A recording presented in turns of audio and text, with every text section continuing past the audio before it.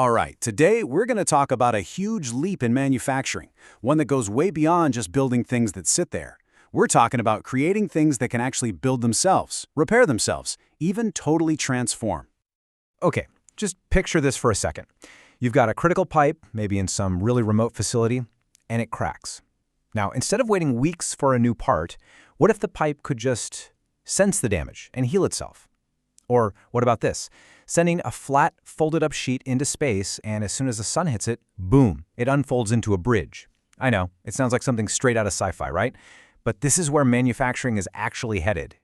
So yeah, this is a huge shift in thinking. We're moving away from just printing static objects, things that just sit there. We're heading into a new world where time and the environment are actually part of the design itself. We're going from objects that just are to objects that actively do something. But look, before we get too far into the future, we've got to understand the present, right?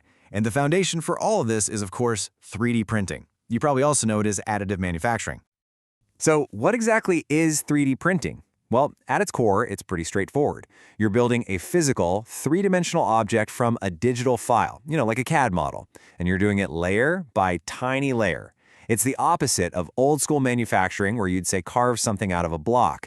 Here, you're adding material, building it up from nothing. The process itself is actually pretty cool and, honestly, quite simple. It all starts with a digital design on a computer. The printer just reads that file and starts putting down material. It could be plastic, could be metal powder, layer after layer, fusing them together as it goes.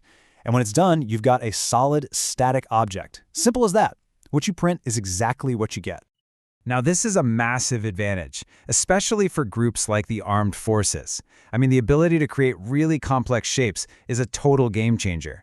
You can design these intricate internal structures. Think of something like the inside of a bird's bone. And what that gets you are parts that are super, super lightweight, but also unbelievably strong. Okay, so we've got 3D printing, we're all on the same page. But now is where things get really interesting. This is where the revolution starts. What happens when you add another dimension to the whole process? What happens when you add time? Well, that is 4D printing. You're taking a regular 3D printed object, but you're making it dynamic. It's not static anymore. It's actually designed to transform itself. So after it's been printed, it can completely change its shape or even what it does, all because it gets hit with some kind of trigger. Could be heat, could be light, could even be just water. Now here's the kicker. And this is really the most important part. You'd think, okay, 4D printing, this must need some crazy new futuristic printer, right? But nope, you can do 4D printing with the same commercial 3D printers people are using today. The secret sauce, the real magic here, it's not the printer, it's the material. Yeah, it all comes down to the material. Think about it. Normal 3D printing uses rigid stuff, like plastic, right? It's designed to keep its shape. But 4D printing, that uses what we call smart materials. Things like hydrogels that swell up with water, or special polymers that remember a shape and snap back to it when they get hot. These materials are literally programmed to change. So, how does it actually work? Well, it's a pretty clean three-step process. Step 1, you print an object, just like normal, but you use one of these smart materials. Step 2, you hit it with a stimulus, apply some heat or whatever the trigger is. And step 3, that energy makes the object transform from the shape you printed it in into its final, pre-programmed, intelligent form. Okay, so this is all really cool tech, I get it. But what does it actually mean for us? What's the real-world impact? Well, the potential uses here are just massive. We're talking about something that could totally change entire industries, everything from logistics to medicine. I mean, just let your mind run with the possibilities for a second. You could print a huge bridge in a tiny compressed form, ship it out, and then just have it unfold itself on site. No more complicated assembly. We already mentioned the self-healing pipes.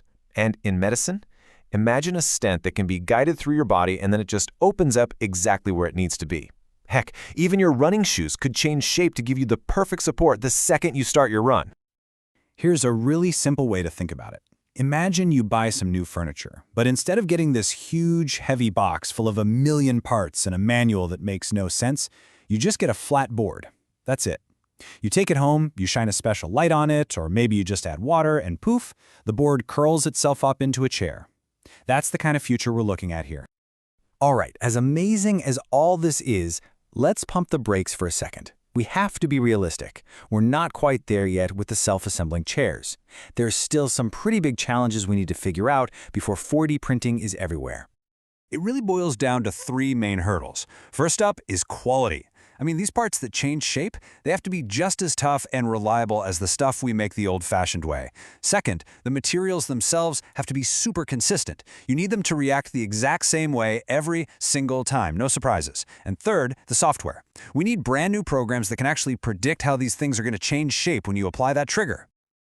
Okay, so let's wrap this up with a quick side-by-side.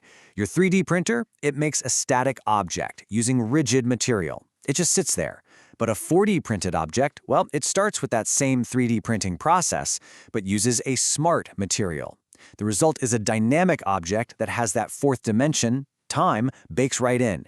It can react to things. It's really the evolution from something that just exists to something that responds.